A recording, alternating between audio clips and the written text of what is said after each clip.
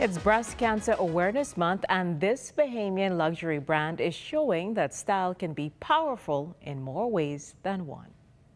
Known for its sleek island-inspired designs, Bahari is once again weaving the threads of hope into the fabric of their intricate designs. Every year, the brand creates a special collection of t-shirts and dresses, not just to raise awareness, but to raise spirits.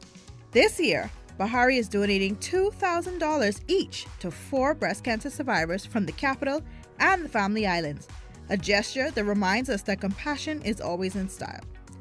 For General Manager Carole Barnett, who's also a breast cancer fighter, this initiative is close to the heart. She says it's a moment the entire team looks forward to because it shows Bahari is more than just a business. It's a community built on love and support. Each year's collection features unique designs, soft pinks, bold prints, and luxurious touches created to help survivors look and feel beautiful throughout their journey.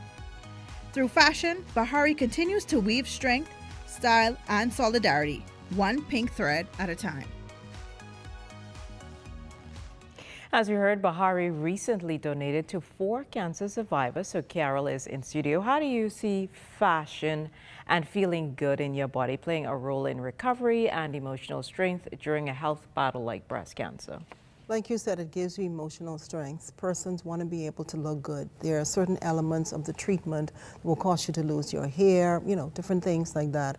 And so you want to feel good. In many cases, a lot of, persons who are surviving and working through the process, don't feel good, probably be sick or something like that. And they want to be able to one day just dress up, and just look good, because when you look good, you feel good. That is very true. I was just going to say that. So what kind of feedback have you received from the women who received the donations, and any moments that really, really touched you? The women were very appreciative of the gesture. For them, going through the process of treatment is very expensive. And in many cases, a lot of individuals don't have insurance to kind of help to brace and assist with funding. But you need the medication. Yes. And so because you need the medication, any type of donation is something that, you feel grateful for. Many of the women, they displayed their gratitude through tears, because it just meant so much to them that this can help them, even if it's with one treatment. That is something that kind of catapults them or moves them towards actually overcoming breast cancer. And so they were very, very gracious and very appreciative of the gesture.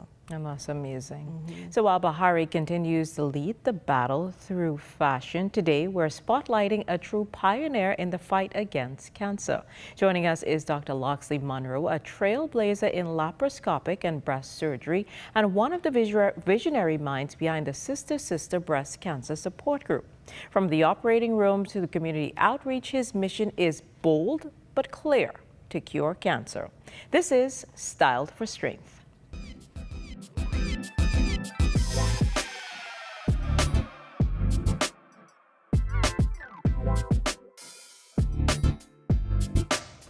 And while we see the impact of fashion on such a worthy cause, we now turn our attention to the journey. The fight, the power of early detection, and how Sister has become a beacon of hope and healing for so many Bahamian women and families. Joining us now are 2 remarkable individuals: Dr. Munroe, whose work continues to lead the charge in breast cancer advocacy and awareness, and Carole Barnett, a breast cancer fighter and a passionate force behind Bahari's mission to support and uplift women through fashion. Welcome to both of you, and thank you for being with us on What's Trending today. Thank you for having us. It's great to have you here with us. So let's start at the beginning. What inspired you to co-found the Sister Breast Cancer Support Group, Dr. Munroe, and how has it evolved since then? Well, the inspiration really came from my postgraduate training. One of my mentors, Mr. Dilip Raji, he had a close relationship with the Jamaican Cancer Society.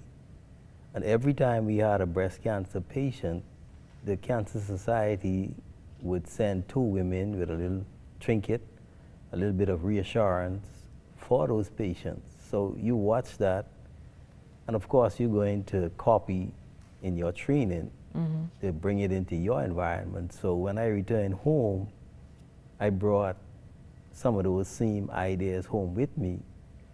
And those people were leaving their homes, leaving their children, leaving their cars, and essentially you had to facilitate their care. So your idea of curing cancer obviously is a massive undertaking. So what fuels your personal mission, and how close are we really to this breakthrough in that direction of curing cancer? There are steps towards that in the scientific, in the therapeutic industry right now, but the human body knows how to deal with cancer. As far as I'm concerned, my job is to assist it to find out exactly what that is and to trigger that mechanism that even if a cancer occurs, you will be able to basically control that disease and then eliminate it using current technology. Makes sense. So can you speak to the emotional and mental side of cancer recovery and how the Sister supports women beyond just the physical battle? Because you explained earlier on, you had to create something outside of the hospital to cater to the needs of all these women seeking treatment. So how important was that now when you look at where you are now as opposed to when it started out? So as mentioned, the diagnosis of breast cancer, most persons believe that you're going to die. It's a diagnosis of death. So mentally, it is a very, very stressful piece of information to pass on to a person. And that really is what started the whole idea behind Sister, that you were with those patients. That makes a lot of sense. So Carole, what has helped you to stay strong and hopeful as you balance the demands of work while battling cancer? One of the first, when I was diagnosed through Dr. Munroe, one of the first things that he said to me is that, you have to approach everything with a positive mindset. And that is what really helped me through. Separate and apart from the main thrust, which is God. Once you put your faith and trust in God and you lay your concerns to Him, you leave it for Him to manage. For families or individuals who are currently facing a breast cancer diagnosis, what's your message to them? You always have to remain faithful that God will do exceedingly and abundantly above all that we can ever ask or think. That's the first thing. And then you ask Him to give you the strength to help you to remain positive. Dr. Munroe, as a physician, what would be your message for persons? Your journey has a destination. If you have a negative destination, then you will end up in a negative position.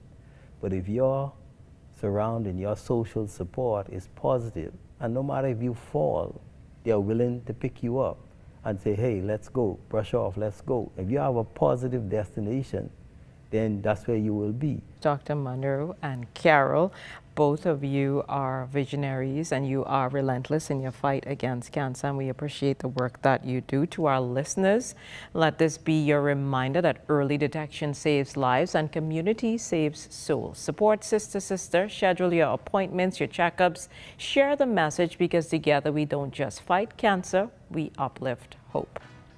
There is more What's Trending after the break.